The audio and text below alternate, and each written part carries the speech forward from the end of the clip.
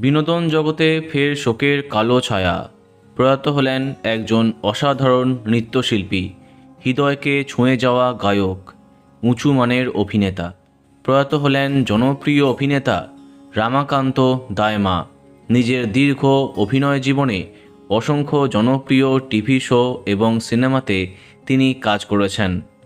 কখনো কমেডি চরিত্র, কখনো রাজভারী চরিত্রে কাজ করে দর্শকের মন জয় করেছেন তিনি।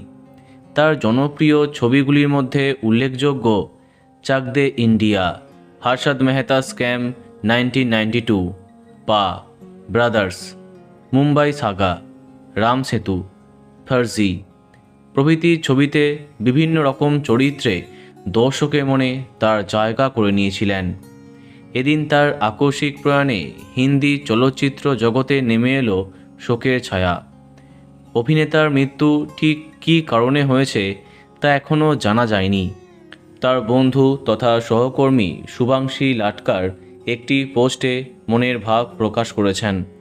তিনি জানান, বিগত বেশ কয়েক মাস ধরে তিনি অসুস্থ ছিলেন, তবু ফিরে আসার আশা ছিল। তিনি আরও জানান, আমাদের অনেক অর্ধসম্পন্ন পরিকল্পনা ছিল।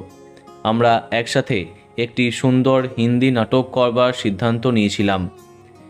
যখন তাকে কথা জানাই, মুচকি হেসে বলেছিলেন, দাঁড়াও, আগে সুস্থ হতে দাও।